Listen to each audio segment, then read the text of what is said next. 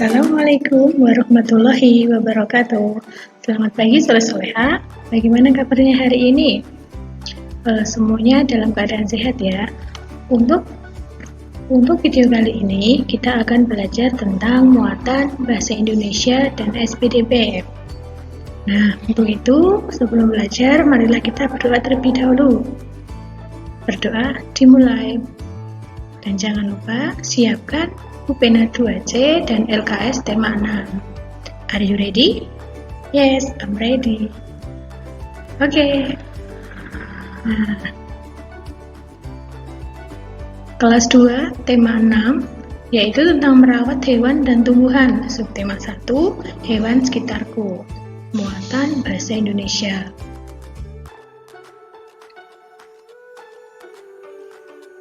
Yang pertama, yaitu mengidentifikasi huruf kapital pada teks. Pernahkah kamu membaca cerita di buku atau majalah?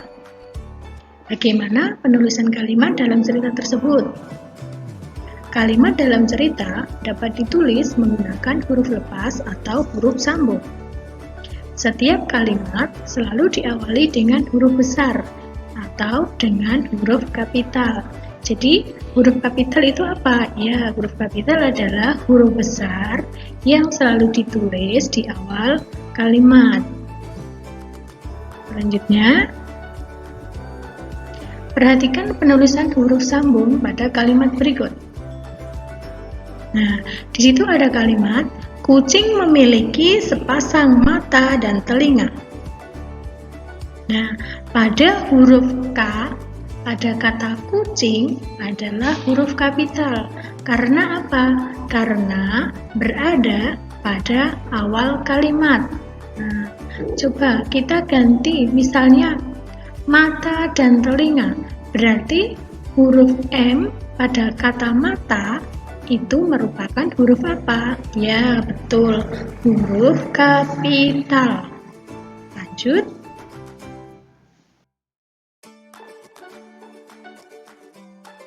Nah, perhatikan penggunaan huruf kapital pada kalimat berikut. Nah, di situ Ade, Dindo, dan Edo sedang bermain bersama.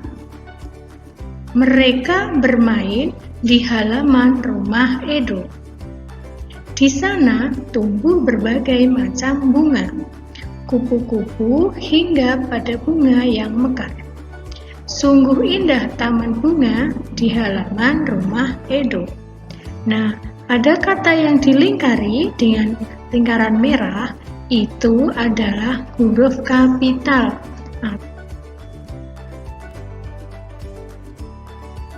Menuliskan huruf tegak bersambung bagian 1. Saat menulis, kamu harus memperhatikan kerapian tulisan agar tulisanmu mudah dibaca. Jadi anak-anak biasakan kalau menulis itu yang rapi ya. Kemudian, kamu juga harus memperhatikan penggunaan huruf kapital sesuai dengan aturan penulisan. Selain di awal kalimat, huruf kapital juga digunakan untuk nama orang. Nah, berarti huruf kapital itu digunakan pada awal kalimat dan untuk nama orang. Selanjutnya,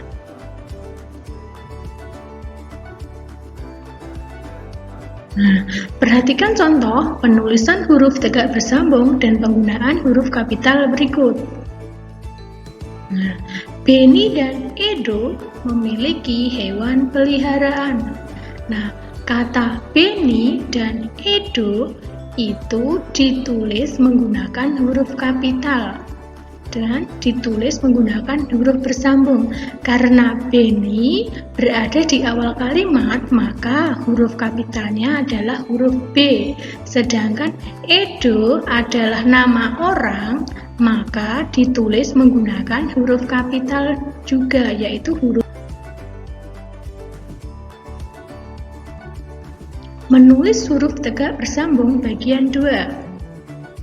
Menulis huruf tegak bersambung dilakukan dengan menambahkan garis sambung. Berarti ada garis-garis yang nanti anak-anak bisa menulis di sana. Selain awal kalimat, huruf kapital digunakan untuk nama orang. Berarti selain Ditulis di awal kalimat, huruf kapital digunakan untuk nama orang. Perhatikan contoh berikut. Nah, Dedi dan Made memberi pelet ke dalam kolam ikan lele. Nah, Dedi dan Made. Selanjutnya, berikut contoh garis sambung dan huruf tegak bersambung. Yang pertama, yaitu garis sambung. Pada garis sambung itu terdapat 5 baris, yaitu baris 1, baris 2, baris 3, baris 4, dan baris 5. Pada baris 3, anak-anak mulai menulis, berarti setiap tulisan huruf tegak bersambung dimulai pada baris ketiga. Selanjutnya adalah contoh huruf tegak bersambung. Pada gambar itu terdapat dari abjad A sampai dengan huruf Y. Kemudian ada angka 1 sampai dengan 0. Nanti anak-anak bisa dilihat ya.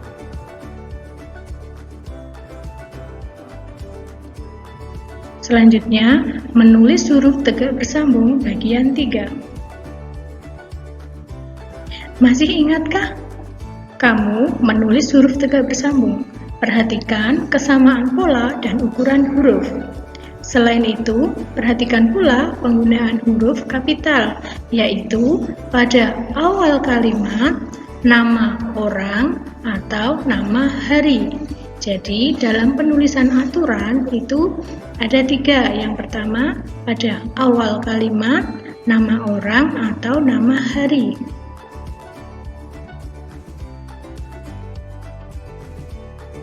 Selanjutnya, berikut contoh penulisan pada huruf kapital dalam menggunakan huruf tegak bersambung, yaitu ayam dan kelinci Edo. Anak-anak nanti bisa dibaca sendiri ya.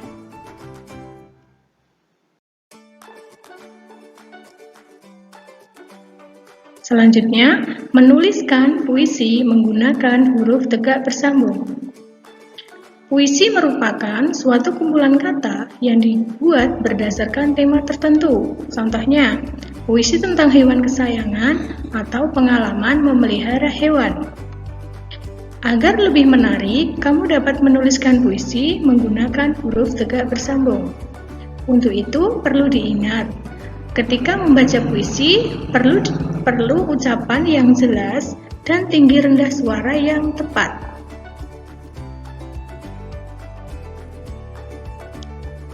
Menuliskan pengalaman menggunakan huruf tegak bersambung. Pernahkah kamu memiliki pengalaman yang menarik di rumah? Pengalaman itu dapat kamu tulis di kertas agar kamu bisa mengingatnya kembali. Perlu diingat saat menulisnya, kamu dapat menggunakan huruf tegak bersambung. Dalam menulis huruf tegak bersambung, perlu diingat, huruf kapital digunakan untuk awal kalimat dan nama orang. Selanjutnya, anak-anak di sini ada tugas, nanti silakan dikerjakan pada buku tulis tematik ya. Sekarang beralih ke muatan SPDP. Sudah siap semuanya?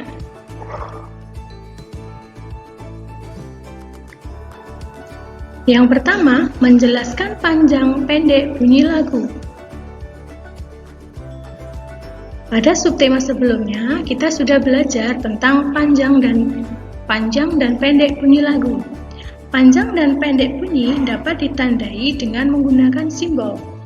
Simbol panjang itu menggunakan garis, sedangkan bunyi pendek dapat disimbolkan dengan menggunakan titik.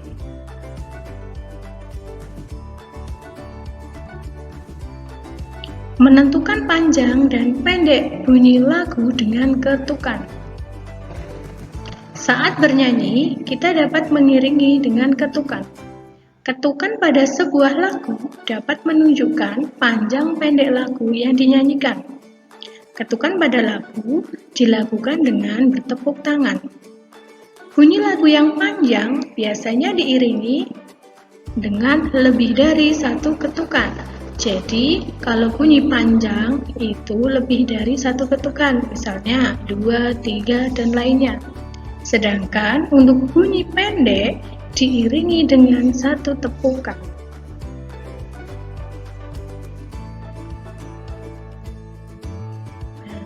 Sekarang, jawablah pertanyaan berikut dengan benar. Kemudian kerjakan pada buku tulis tematikmu ya.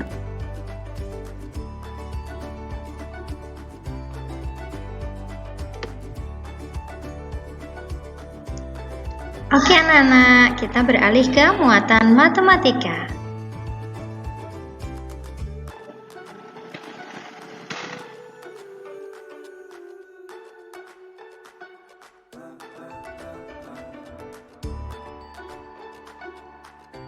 Muatan matematika kelas 2, tema 6, subtema 1.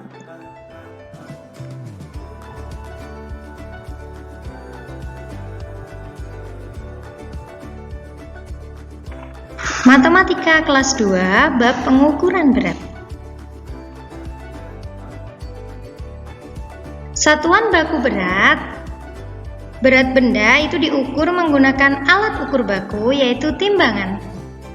Jenis timbangan meliputi timbangan pasar atau juga sering disebut dengan timbangan bebek, timbangan kue atau timbangan jarum, timbangan digital atau timbangan buah.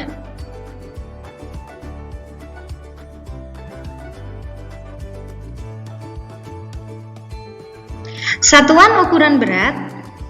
Di sini ada gambar tangga satuan berat, hampir sama dengan satuan panjang. Kalau satuan berat itu dimulai dari kilogram, hektogram, dekagram, gram, desigram, sentigram, dan miligram.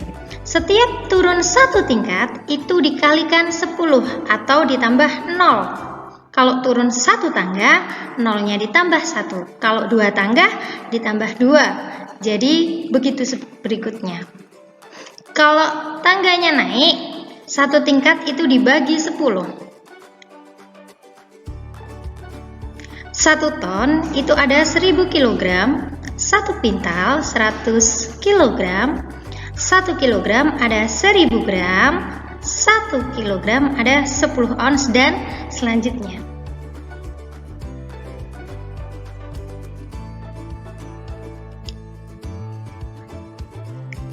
Mengukur berat dengan timbangan. Di sini ada gambar macam-macam timbangan. Yang pertama, timbangan berat badan.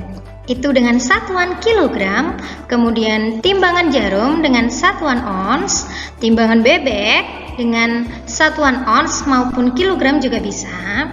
Kemudian ada timbangan digital dengan satuannya ons. Next.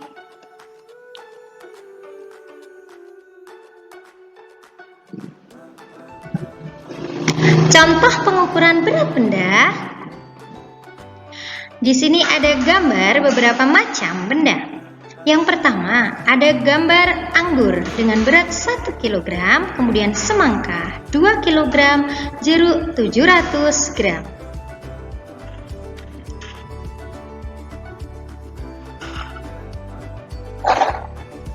Nah, setelah materi kita bahas, kemudian kita ke latihan soalnya ya anak-anak. Untuk latihan soalnya, silahkan dikerjakan di buku tulis tematik.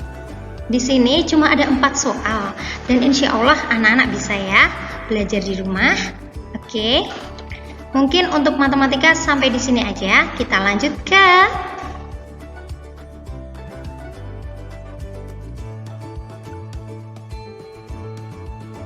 muatan PPKN.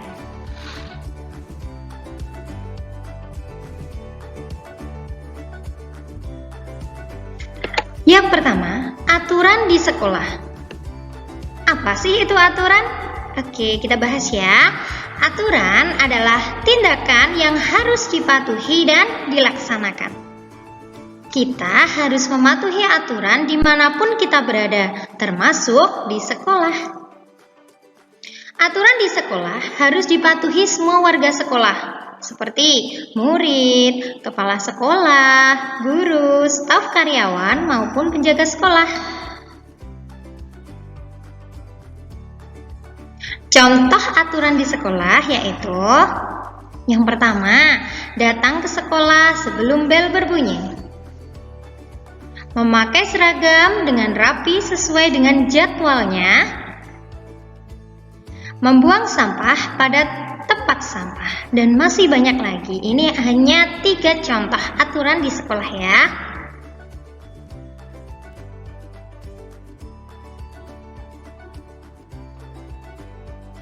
Akibat tidak mematuhi aturan sekolah. Jika kita tidak mematuhi aturan di sekolah, itu bisa merugikan diri kita sendiri. Contohnya, Dewa itu datang terlambat ke sekolah. Akibatnya, tidak bisa mengikuti pelajaran.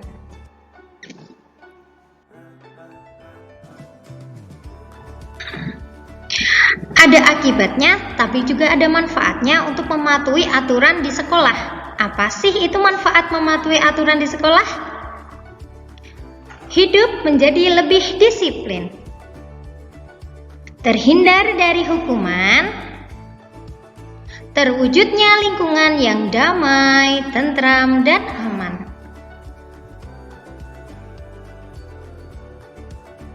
Oke, setelah kita bahas materi tentang PPKN, kemudian kita ke latihan soalnya ya. Ya, di sini ada latihan soal tentang aturan di sekolah. Kalian sebutkan aturan di sekolahnya 3 saja.